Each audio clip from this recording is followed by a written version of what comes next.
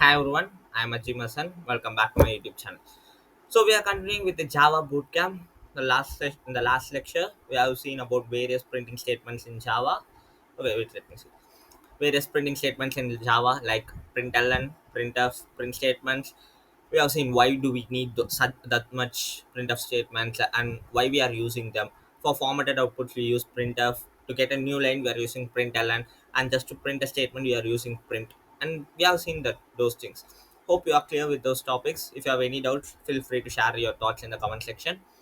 So in this, we will be seeing about various data types, variables in Java. So let me create a new class over here. Select the source, right click on new Java class. Oh, sorry, we are not working on Kotlin. We are working on Java. So data types. I like to name it as data types. Okay. Last class I have told you one shortcut. That is, if you click SOUT and enter, you will get system.out.println. So if you type PSVM enter, you will get public static void main function. Because every executable program in Java must have a main function. So we need to have this public static void main over here. Okay. A equal to 10. Mathematically, we will be using thousands and thousands of expression like this, a equal to 10 or anything. So what is this? This 10 is the value. This a is the variable. Variable is something that is, we could say, as a named boxes, because it is a box. Its name is a. This box is storing the value 10. Hope you understand that. Variable stores a value. So here a is storing the value 10. Okay, there are two types of data types in Java. So why we need Java? Why we need data types in a programming language? Every programming language has data types. So why do we need it? Because this is a box that's going to store some values, but we need to give information to this box that what kind of value are you going to store.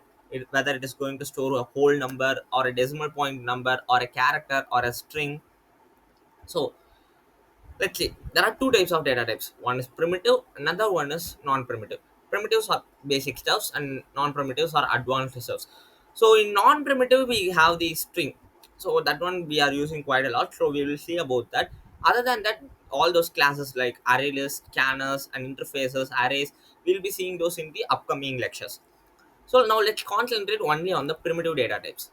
We have 8 primitive data types. That is byte, short, int, long, float, double, char, and boolean. Let's see one by one. Uh, okay, it's recording. So what is this? It's a whole number. So we are using int. Use int for whole numbers. Because it's a whole number, we know it is an integer value. It could also be of minus. So just say south a. It's printing it. If I give minus, it will also work because integer value. If I know that my integer value is very small, then I could use short. Say say I know a10 is a very small value in terms of computers. It's very small value. So I could also give short. It also works. So when I know that my value is going to be very large, I will give long. A is equal to 100. It's, oh sorry, A is already declared. Another thing, if a variable is already declared, you cannot change it. So I like to give it as capital A. Capital A and small a are treated as two different variables because Java is case sensitive. It treats smaller uppercase and lowercase elements differently. Okay, if I like to print this out, capital A, it will print this out.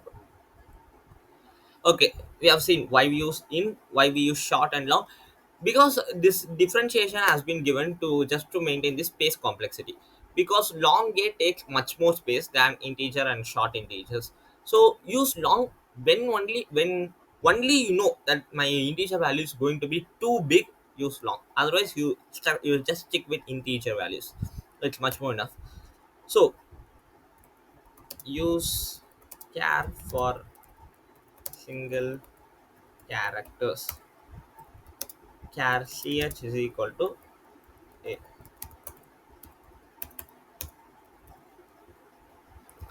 I've already told a single letter like A, B, C, all are called as characters.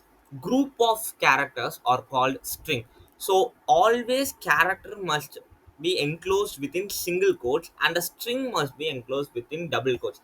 You could see in the last lecture we have enclosed all these stuffs with double quotes because they are all of what type? They are all of string data type. Here we are enclosing with single quotes because it is of character data type. There is another thing like boolean. uh, Boolean b is equal to, it's like true or false. It is very much useful when we need to do branching statements. Whether if it is true, then this block needs to be executed. If it is false, then the else block will be executed. So in such case, in such scenarios, we will be using this Boolean values because we will be working whether it is true or not. So on that basis, we will be using this. In C, we have only 0 and 1 as Boolean values because 0 means false, 1 means true. In Java, we have true and false itself. So let's print it as well. Okay, byte means it's nothing. It's just zeros and ones, and mostly we won't be using those data types. Okay, now I think we have. Okay, there is float and double. See, all these are whole numbers. When I have something like pi is equal to 3.14, what is it? It is a floating point value. If I give it to int, it shows an error because integer cannot store decimal values. So we need to change it to double. Why the zero? South pi, it will be printing 3.14. Double means double precision floating point values. After the decimal point, even if it is more than 6 values, it will be printing it correctly. Say 3.1423.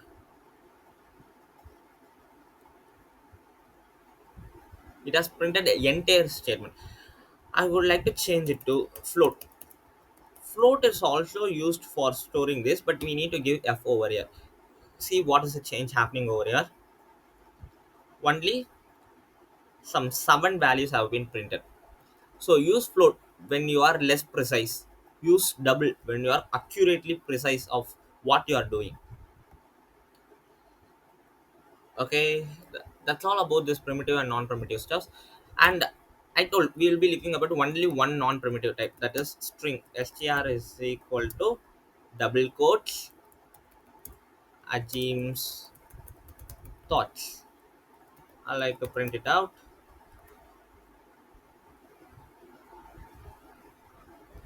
You are getting this output because string is a sequence of characters. Character is a single character. Okay, that's all for this video. Hope you are clear about this data types. Try to use them and see how what are the use cases of these multiple values. So that's all for me. That's all from me in this video. Try to practice them as much as you can because you will be familiarized with them only when you practice. So try to practice them. It's clear there are two types of data types: primitive, non-primitive. Primitive means in float, char, all this comes under the primitive, and in non-primitive we have seen only one thing, that is string. There is a simple syntax, that is you give the what to tell, you give the data type over here, then the variable name, then equal to, because you are assigning equal to, then the value over the right hand side and end with a semicolon. That's it. So hope you are clear with this. If you have any queries, share your thoughts in the comment section. Okay, try to practice it as much as you can. We will be covering other topics like conditional statements and other stuffs in the next lectures, so stay tuned. Thank you for watching.